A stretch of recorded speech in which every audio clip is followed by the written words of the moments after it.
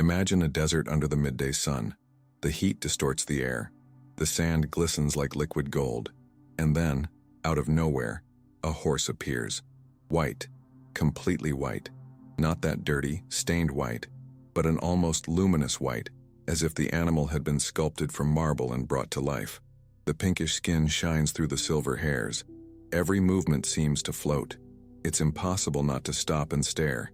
It's the white Arabian horse. Rare, stunning, almost unreal. Now change the scene. A city, a park at dusk, and walking on a leash, a dog that turns every head. A Doberman, but not the classic black and brown. White, very pale, almost creamy fur, pale blue or translucent amber eyes, a pink nose, a sleek muscular body, yet with an almost ghostly appearance. People stop. They take pictures. They ask, is this real? Does this dog really exist? Two extremely rare colors. Two appearances that seem straight out of a fairy tale. Two animals that, wherever they go, attract glances, admiration, desire. And here's the part almost no one tells you. These colors are not natural. Not in the purest sense of the word. They are mutations. Genetic alterations that nature created, but humans decided to perpetuate. And along with all this dazzling beauty comes a price. A price often hidden behind the perfect appearance. Because when you see a white Arabian galloping or a white Doberman walking by your side, you're seeing more than color. You're seeing human choices. Decisions by breeders who, over generations, said, "This is beautiful. Let's keep it." But what they don't always say, what is often left unexplained, is that rare beauty often carries rare fragility as well. And the question that changes everything is this: what happens when aesthetics become more important than functionality? What happens when we choose colors because they are beautiful, without fully considering what comes along with them? And more profoundly, what do these two rare colors in two very different animals reveal to us about the relationship between humans and the animals we create, shape, modify? Stay with me until the end. Because what you're about to discover about the white Arabian horse and the white Doberman goes far beyond genetics. It goes straight to the heart of how beauty can be at once a gift and a burden, and how sometimes what shines on the outside hides challenges within that only those who truly know can see. So let's get to what really matters. Where do these rare colors come from? And why do they exist if nature usually favors colors that help with survival, camouflage, and protection? The answer begins with a word many people hear but few truly understand: mutation. And no, we're not talking about science fiction. We're talking about real changes, small alterations in the genetic code that happen naturally but produce visible effects, and sometimes dramatic ones. In the case of the white Arabian horse, the process is fascinating. These horses are not born white. They are born with color, bay, chestnut, gray, normal pigmented colors, but they carry a specific gene called the gray gene, which does something unique. It progressively removes pigmentation from the hair over the years. It's as if the horse gradually lightens until, usually around 6, 7, or 8 years old, it becomes completely white, or rather, totally depigmented, because technically, it doesn't have white hair. It has hair without any color at all. Transparent, and the pink skin underneath creates that bright white appearance. This gray gene is dominant. That means if one of the parents has it, there's a high chance the foal will have it too. For centuries, Arabian breeders noticed that white horses were visually striking. They drew attention. They were seen as noble, pure, special. So they began intentionally selecting horses with this gene to breed, to perpetuate it, until the white Arabian became one of the breed's icons. Now, the white Doberman is a different story. It does not lighten over time. It is born with this pale coloration. And the cause is another genetic mutation related to melanin production, the pigment responsible for the color of skin, hair, and eyes. In the white Doberman, or rather the partially albino Doberman as some geneticists prefer to call it, there is a drastic reduction in melanin production. That's why the coat is very light. That's why the nose is pink. That's why the eyes have that pale, almost translucent hue. This mutation is recessive. That means for a Doberman to be born white, both parents need to carry the gene, and until the 70s and 80s, this color was extremely rare. But, just as with the Arabian horse, breeders noticed the demand. People wanted something different, something unique, and they began intentionally breeding dogs that carried this mutation. The result? White Dobermans started appearing more frequently. And here's the crucial point that many people don't understand. Color in animals is not just about aesthetics. Color is linked to biological functions. Melanin doesn't just provide pigment, it protects the skin against ultraviolet radiation. It contributes to eye health. It has functions that go far beyond appearance. So when you remove or drastically reduce melanin, you're not just changing the look, you're interfering with the body's protective systems. That's why white Arabian horses have a much higher incidence of melanoma, a type of skin cancer, because pink unpigmented skin is extremely vulnerable to the sun, and horses live outdoors, exposed, constantly. So what's beautiful also becomes a risk. And white Dobermans? They often have extreme light sensitivity. Some develop vision problems. Others have skin that burns easily, becomes irritated easily, requiring constant care. And in some cases, there are even temperament issues, because the same mutation that affects color can, in certain situations, affect the nervous system. So what you have here is not just rare beauty, it's beauty accompanied by fragility. And the big question is it worth it? Is it worth perpetuating a color just because it's beautiful, knowing it brings challenges? And more importantly, who decides that? The breeders, the buyers? Or should we listen to what biology itself is trying to tell us? Let's dive deeper now. Because when you truly understand what happens inside these animals' bodies, when you go beyond the surface and look at the biological details, the story becomes even more complex and more revealing. Start with the white Arabian horse. That graying gene that gradually lightens the hair over the years doesn't work alone. It interacts with other body systems. And one of the most concerning interactions is precisely with the skin cells. Because as the horse loses pigmentation in its hair, the skin underneath also loses its natural protection. And horses, especially Arabians, are animals that live in hot climates, exposed to intense sun for hours, for days, for years. The pink skin, without melanin, acts like an unprotected surface. It's as if you took the sunscreen off someone and sent that person to stay in the desert all day long. What happens? Sunburns, cellular damage, and over time, these damaged cells can turn into something much more serious: melanoma, one of the most aggressive skin cancers there is. And studies show that gray horses, especially those that become completely white, have a melanoma rate reaching 80% after the age of 15. 80%. It's a frightening number. And it doesn't stop there. These melanomas don't just appear in exposed areas. They can develop internally as well, in organs, in tissues you can't see. And when that happens, it's often too late. So that beautiful, shiny horse that looks so healthy on the outside might be carrying a genetic time bomb on the inside. Now think about the white Doberman. The lack of melanin in it directly affects the eyes, because melanin isn't just in the skin and fur. It's in the iris, the retina, in ocular structures that help filter light and protect against excessive brightness. When you remove that protection, what happens? Extreme sensitivity. Some white Dobermans cannot stay in very bright environments without discomfort. They blink excessively, avoid eye contact, prefer shade, and in more severe cases, they can develop permanent vision problems. And there's more. Their skin, just like the horses, is extremely sensitive. Dobermans already have a natural predisposition to skin problems, allergies, dermatitis.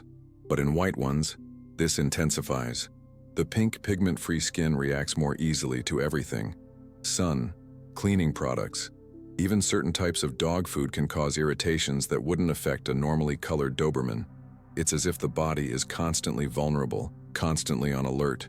And here's something few breeders openly admit. There are reports still under study that white Dobermans may have a higher incidence of neurological problems, anxiety, hyperactivity, difficulty adapting. Not in all, of course, but in some.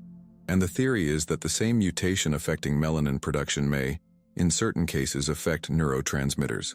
Because melanin and serotonin, for example, share similar chemical pathways in the body. So when you interfere with one, you might end up affecting the other. And here's the part that bothers the most. All of this, it was predictable. Science has known for decades that extreme dilution of color carries risks. That albino or partially albino animals have specific vulnerabilities, yet breeding continued nonetheless, because the demand continued, because people wanted that rare color, that unique appearance, and breeders, many of them, prioritized the market over health. I'm not saying that every white Arabian or every white Doberman is sick. Far from it. Many live long and healthy lives, but the likelihood of problems is significantly higher, and that is something that should be said, explained, made clear to anyone considering owning one of these animals. Because beauty comes with responsibility, and responsibility means understanding what you are taking on. There is another aspect worth mentioning: the cost. Not just financial, though that is high, but the cost in time, attention, and constant care. A white Arabian needs sun protection, regular skin exams, frequent veterinary monitoring. A white Doberman requires controlled environments, hypoallergenic products, and heightened attention to any signs of irritation or discomfort. And for many people, that's not an issue. They are willing to do whatever it takes. But for others who bought the animal solely for its appearance, without understanding the accompanying challenges, it becomes a burden. And ultimately, the animal pays the price. Living with discomfort, limitations, a fragility that never should have existed if health had been prioritized over aesthetics in selection.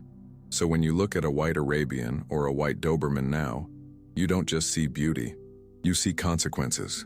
You see human choices etched on an animal's body. And you ask yourself, was it worth it? For whom? For the animal? Or for those who look at it from the outside?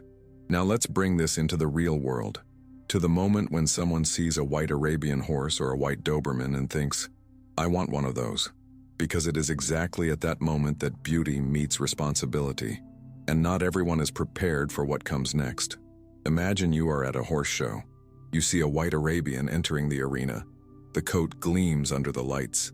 Every movement is elegant, almost ethereal. People around sigh. They take photos. They comment, "This is the most beautiful horse I have ever seen." And you feel it too, that desire to have, to possess something so rare, so special. And then you ask the price, and you find out that horses like that cost a fortune. But you want it so much that you consider it. Maybe it's worth it. Maybe it's the horse of your dreams. But here's what no one tells you at that moment. That horse will need care that most other horses don't. It can't be exposed to the sun for long periods without protection. You'll need equine sunscreen. You'll have to apply it regularly. You'll need proper shade, shelters, special blankets, and even then you'll have to constantly check its skin, looking for spots, for changes, for early signs of melanoma. Because the earlier you catch it, the better the chances of treatment. And the treatment? Expensive, complex, often surgical, and even when successful, there's no guarantee the cancer won't come back, because the gene that gave that horse the beautiful color you love is the same gene that predisposes it to the problem. You can't separate one from the other. It's a package deal, and when you choose the horse, you're choosing the entire package. Now imagine another scene. You're in a kennel. You see a white Doberman for the first time. Those light eyes stare intently at you. The elegant body, the proud stance. It's unlike anything you've ever seen. The breeder tells you, this color is extremely rare. There are very few dogs like this in the world, and you feel special just being near it. You think, this dog will get attention wherever I go. And you're right, it will get attention. But not just for its beauty, because here's what happens next. You take the dog home. In the first days, everything seems perfect, but then you notice, it avoids the sun. When you go for a walk on a bright day, it blinks excessively. It looks away. It seems uncomfortable. You consult the vet and find out photosensitivity. Its eyes can't handle bright light well, so you have to adjust. Walk at specific times. Avoid very bright places. Buy protective goggles for dogs, if it tolerates them. And even then, there will always be limitations. And the skin? You notice redness, itching. The dog scratches itself. You change its food. It improves a bit, but it comes back. You change the shampoo. It gets better again, but it never fully resolves. Because his skin is simply more sensitive. It always will be. And you learn to live with it, with constant care, with heightened attention, with veterinary costs you hadn't anticipated. And there's something else. Something many owners of white Dobermans report. But few breeders mention before the sale. Some of these dogs are nervous, more reactive, harder to calm. Not all, of course, but some. And when that happens, you wonder, is it just his individual temperament? Or does it have something to do with genetics? With that same mutation that took away the color and maybe affected other things as well? And here's the hard truth. Many people aren't prepared for this. They saw the beauty, wanted exclusivity, but didn't understand the responsibility. And when problems arise, when costs increase, when limitations become real, some give up, they abandon, they resell, and the animal who never asked to be born with that color is the one who suffers the consequences. On the other hand, there are owners who know exactly what they're getting into, who researched, who talked with veterinarians, who understood the risks and decided to take them on anyway. And for these people, the experience can be rewarding, because they're not just caring for a beautiful animal, they're caring for a being who needs them, who depends on attention, protection, conscious care, and that creates a deep bond. But these are the exception, not the rule. Most people seeking a white Arabian or a white Doberman are looking for status, exclusivity, something to show off. And that's dangerous, because animals aren't decorative objects. They're living beings with real needs. And when those needs are ignored or minimized, suffering is inevitable. So if you ever find yourself faced with the choice of having one of these animals, ask yourself, am I choosing because of the color or the commitment? Am I prepared for the challenges that come with it? Am I willing to invest time, money, energy in care that goes beyond the ordinary? Because if the answer is no, it's better to admit it now. Better to choose an animal whose genetics don't carry that burden. Because beauty without responsibility isn't love, it's vanity. And vanity should never be the reason to bring a living being into your life. Now I'm going to reveal something that completely changes the way you see these rare colors. Something that goes beyond genetics, beyond care, beyond even beauty. And it has the power to make you rethink why certain things exist and whether they should continue to exist. Have you ever stopped to consider why nature, after millions of years of evolution, hasn't produced more white animals? Why do most mammals come in shades of brown, gray, black, and earthy tones? The answer is simple and brutal. Because flashy colors don't aid survival. In fact, they hinder it. A white animal in the wild is a target for predators, for the sun, for all the elements that a pigmented body can withstand better. So when you see a white Arabian horse or a white Doberman, you're not seeing what nature chose, you're seeing what humans chose. And that difference is everything. Because nature selects for functionality, for survival, for what works in the long run. But humans, we select for aesthetics, for what pleases us, for what impresses us. And often, these two forces come into direct conflict. And here's the insight that blows it all apart. These rare colors exist not despite the problems they cause, but alongside them.